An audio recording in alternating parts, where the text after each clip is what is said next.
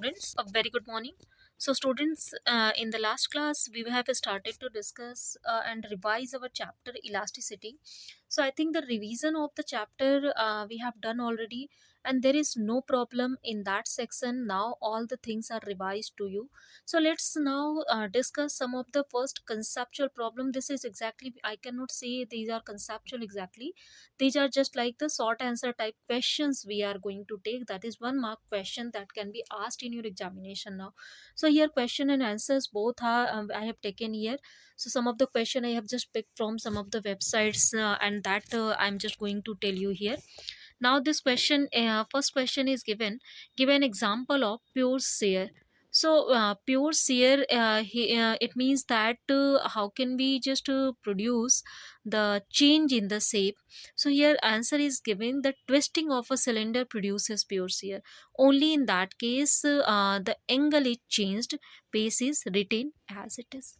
Now the second question here, you can see this is, what is an elastomer? Number of times this problem we have discussed in classes also. So answer of the elastomers here, if you have to define, then you can see the elastomers are those kind of materials. First of all, for them you have the graph that is of this kind something. If you will start to plot the graph for the stress and also for strain, then that time this graph is not obeying Hooke's law. This kind of graph we are obtaining for that one. So it means that elastomers are first of all those that are not obeying Hooke's law. Next, second thing, for elastomers, if you will see, their elastic range is quite high. So it means that we can deform then and up to a large limit we can apply a large deforming force. That's why if you will see the elastomers, the best example is rubber there. And the rubbers we are using for various purpose, like to make tires, as well as to just put some machineries on the rubbers and all. So here this is now the very interesting, and you can say the different properties of elastomers. Now answer here that is given, you can see it is substance that can be elastically stressed to large values of its strength. So here just now I have told you, as they have large elastic range, then we can stress them up to a large value. Now next question after this we have, what is breaking stress? So breaking stress means here the maximum force or maximum load that you can apply on the string or on any material, so that it will not break. Like if you will see again, if we will make some of the graph now, like again stress strain relationship for a wire. So we have seen that in that wires this kind of graph we were obtaining. And in this graph, this point here, this point that is called yield point. Now this yield point, there we have seen, this is the point that is showing that if we will apply the stress greater than this yield point, then that time the wire will break. So this is now the at yield point, whatever is the stress, that is known as breaking stress means. And also you can see it by mathematically, that here answer is given, it is defined as the ratio of maximum load to which the wire is subjected to the original cross sectional area. So I think breaking stress is clear. This is the, you can say, the maximum load for which the wire cannot be breaked. If you will increase even a little bit above that stress, then wire will automatically break off. Now next question we have, that is, what is the value of modulus of rigidity of a liquid? So modulus of rigidity of liquid is 0. Reason, because liquid is having no shape. They are taking the shape of the vessel in which they are going to get contained. So it means that whenever the shape will change, that will change for the system on in which we are keeping the liquid, but the shape of the liquid is not going to distort any, because they don't have any kind of shape there. So it means the modulus of rigidity for liquid is completely 0. Next one, order of strain within the elastic limit. So what can be the order of strain within elastic limit for any kind of material? So it has been seen for the large data that the strain within the elastic limit, it means if we will deform any material up to 10 to the power minus 3 centimeter here, then for that case, means per centimeter, suppose we have a wire of length 1 centimeter. In that 1 centimeter wire, if you will apply the stress, and the wire get elongated by 10 to the power minus 3 centimeter, then if we will remove the deforming force, easily the material can regain its original configuration without any kind of change. So it means within elastic limit only this order is possible, means 0.001 centimeter. If that is increment is there, then only that, in that case, metal can or material can just regain its configuration, otherwise it will be deformed. Next question is, a wire is stressed to double its length, so what is the value of longitudinal strain? So if any wire that is stressed to double its length, then we have to find out what will be the value of its longitudinal strain. So let's just see the longitudinal strain. As you know, its formula we have, that is change in length to the original length. So change in length here, uh, if we will do, then that is we are just stretching the wire, we are making it just double.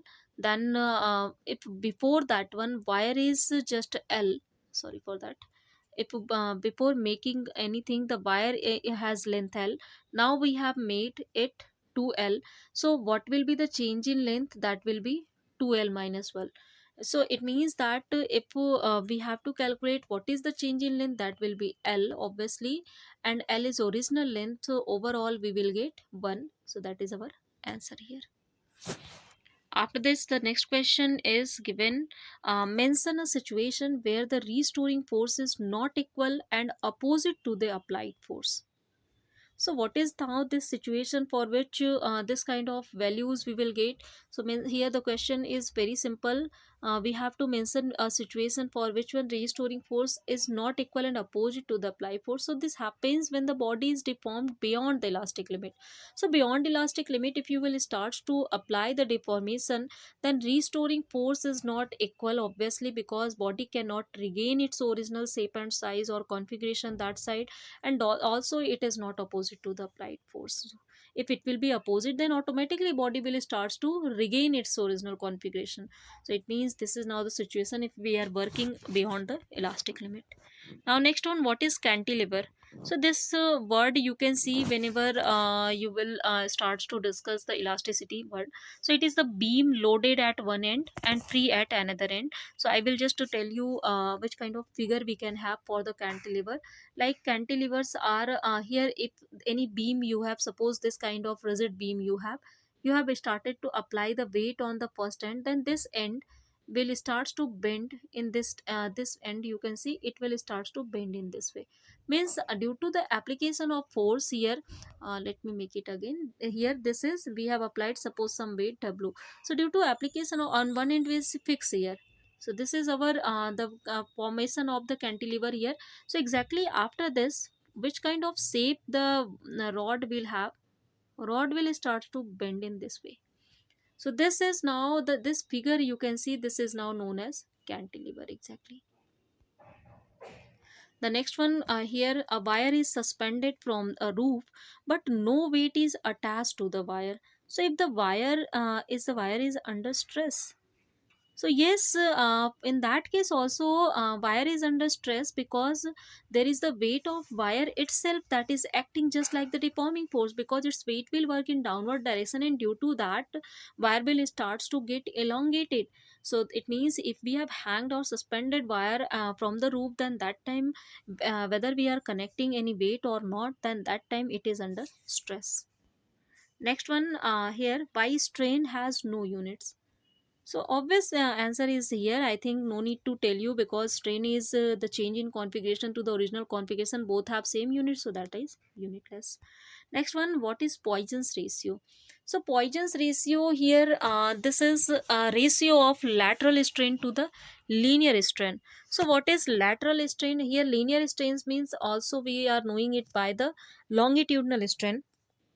So as Poisson's ratio concept is what, when a, if suppose this is a wire we have, when any wire get elongated, then in elongation, not only in there is the change in length, as well as there is the change in area of the wire. You have seen, if you are started to stretch the wire, then that time it is started to be thinner. So it means when length will be increased, then the diameter or radius of the wire, that will starts to decrease. And if the length is started to decrease, means contracted, then that time it is started to be thicker. Then it means that its diameter starts to increase. So it means whenever we are subjecting any of the deforming force only for the change in length, then that time automatically there is change in diameter. So Poisson's concept is working for this case, for that with change in length there should be change in diameter also. So to correct it one, he has given the concept of Poisson's ratio, that is denoted by sigma, and it is a ratio of lateral strain to the linear strain. So what is lateral strain? Just like strain, you know, its definition is change in configuration to the original configuration. So lateral strain is defined as change in diameter to the original diameter. So you can write its value, that is delta d by d. And then linear strain, that is longitudinal strain, delta l by l, change in length to the original length. So this is our value of the Poisson's ratio. Now the next question after this, we have, what is the bulk modulus of a perfectly rigid body? So if perfectly rigid body, you will see the word perfectly rigid body is containing a lot of meaning in itself already. Like it means if the body is perfectly rigid, then we cannot ever deform it. So if we cannot ever deform it, then the deformation caused in the body, that should be zero. So if we are applying any deforming force to deform it per unit area, we are applying suppose the force, then obviously we are applying some stress to it. But upon, you know, this is delta v by v, so there should be some volume, original volume for the material. But even due to application of a larger force for perfectly rigid body, delta v is completely zero, there is no change in the volume. So it means that if delta v is zero, then v will be infinite. So here for perfectly rigid body, bulk modulus is infinite. Now next one, value for y, that is Young modulus for a perfectly rigid body. Again for the Young modulus also it will be infinite, because there will not be any kind of change in the length also in the perfectly rigid body. So like delta v over 0, then that time delta L will be 0 also, and y can be infinity. Next one, the bulk modulus for an incompressible liquid. So incompressible liquid means the liquid that cannot be compressed. If that, it means we cannot change its volume, we cannot decrease its volume, we can that is the incompressible liquid. So it means if we cannot change its volume, then again this b will be obviously, b is here f by a stress upon delta v by v. So delta v will be 0 again, and if it is 0, then obviously v will be infinity for this. So these are the special situation, this can be asked easily in your examination. Now the next question is, why does a spring balance shows wrong readings after they have been used for the long time? So this is obviously because of elastic fatigue, because due to repeatedly work, the machineries are showing fatigue or tiredness. Next one, after this, name three physical properties which can have different values in different directions.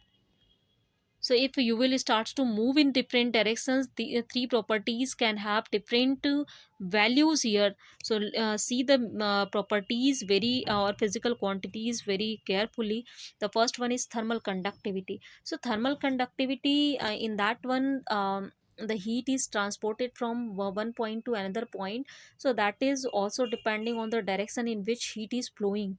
So in the direction heat is flowing, that in that direction obviously uh, the heat will be greater in comparison to the any other direction. Compressibility is also depending on the direction of force here. The next one, electrical conductivity. So electrical conductivity is also just like the heat conductivity, in which direction the electricity is flowing, it is depending on that one. So that's why they are direction dependent values here. Now after that, the next one, what will happen to the potential energy if a wire is first compressed, second is stressed?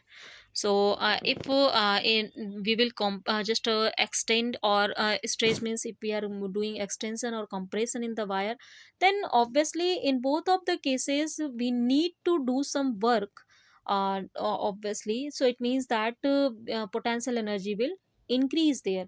Potential energy concept doesn't mean that we are just increasing the length.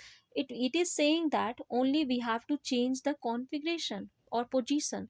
So if we can do it by both method, or either by stretching, either by or by compressing. So in the both of the cases we have to do the work, and that time potential energy will start to increase that time.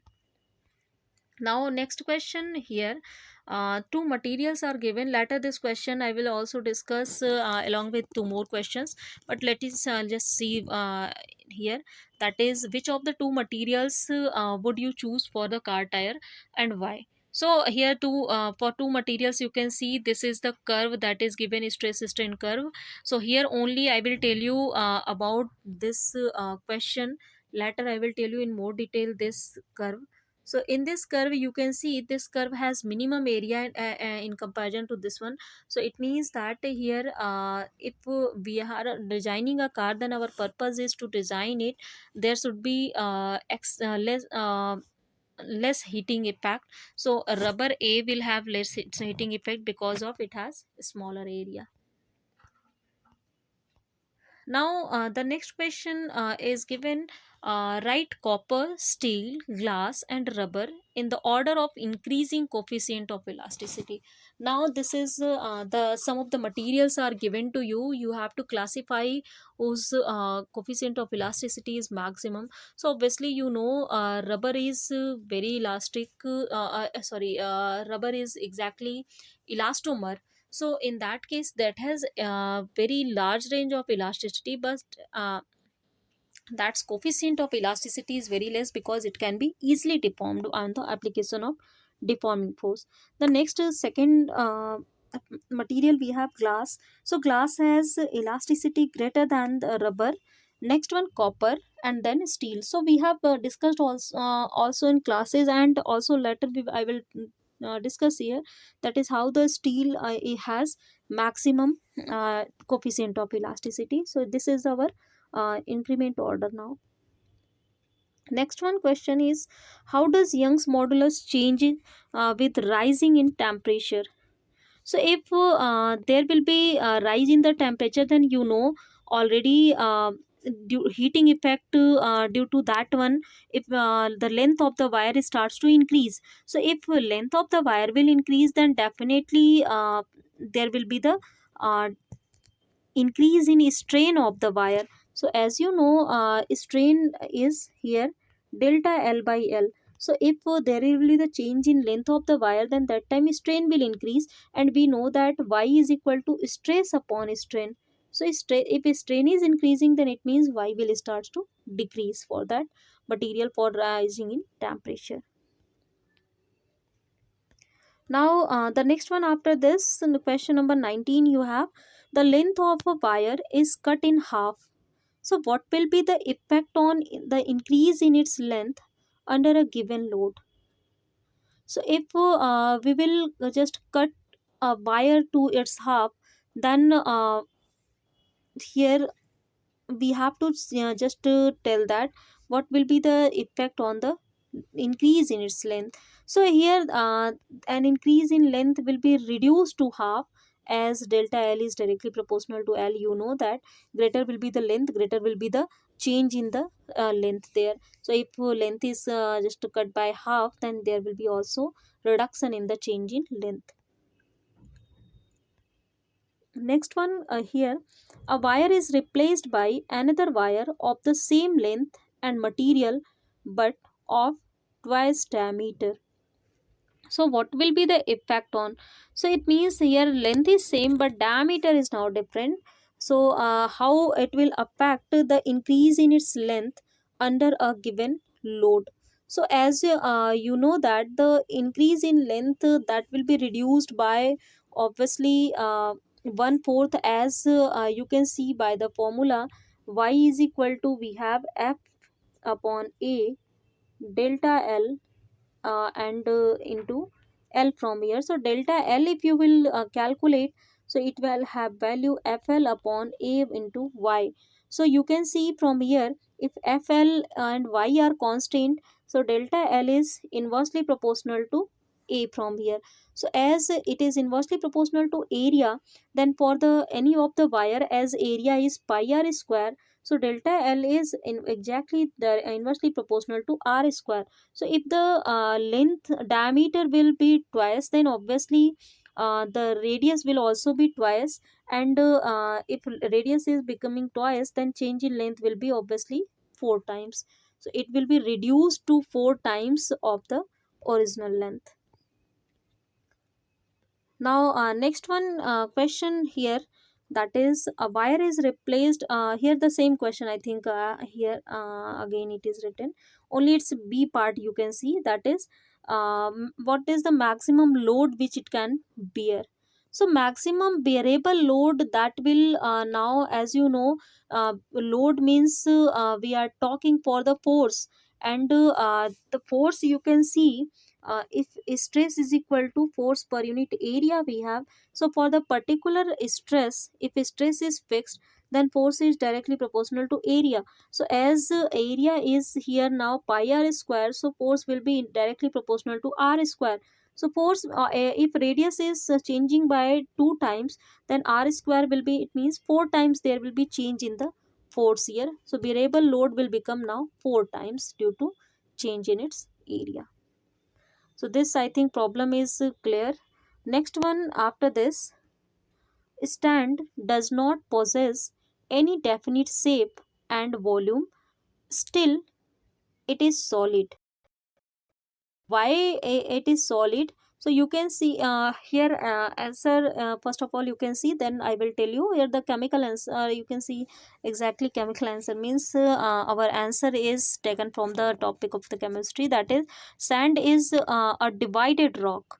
So it has all properties of solids, and even its particle have indefinite volume like amorphous solid. So amorphous solids, you know, and these are that solids that don't have any kind of definite shapes and size, but they are having all properties of solids. So sand is also the example of that one. So that's why sand is just not possessing any kind of definite shape and volume, but still that is solid. Now the next one here, question number 22, you can see, name one material that is famous for a large elastic after effect. So elastic after effect means if you will apply any deforming force, then the time or the delay in the gaining its original configuration. So glass is delaying more in comparison to other material, so it means that its elastic after effect is very large. Next one after this, why some solids have high thermal and electrical conductivity? So because obviously that solid is are containing a very large number of free electrons in available in them, and that electrons are carrying heat and thermal energy you can see, and electrical energy with them, and that's why they are showing very large thermal and electrical conductivity. Examples are here like first group elements, metals are the best example for that one also. Not only the first group, whatever the metal we have, that are all examples of this. Next one, when a wire is bent back and forth, it becomes hot. Why? So when we are just bending the wire back and forth, then that time we are applying the deformation to this one, and also the deformation that are produced, that or that is the beyond the elastic limit. So if it is beyond elastic limit, then that time deformation force is not equal to restoring force, then the force applied there, that is balanced by production of the heat there. So that is our concept. Now next one after this, next question we have, two identical solid balls, one of ovary and other ball of the wet clay, are dropped from the same height on the floor. Which one will rise to the greater height after striking the floor, and why? So this is again depending on their elastic behavior. So the ovary ball that will rise to a greater height as compared to the clay, it has more elasticity. So greater will be the elasticity, greater will be the restoring force, and due to that one, greater distance bonding property it will have. So I think students, as a lot of questions, see, up to here we have discussed in this just a section or session we have, then I think this will help you a lot to understand the elasticity chapter or mechanical properties of solid in more detail. So let's end our class here with this discussion. In next class we will solve some conceptual problem, and then numerical problem we will solve on the chapter. So thank you students for today.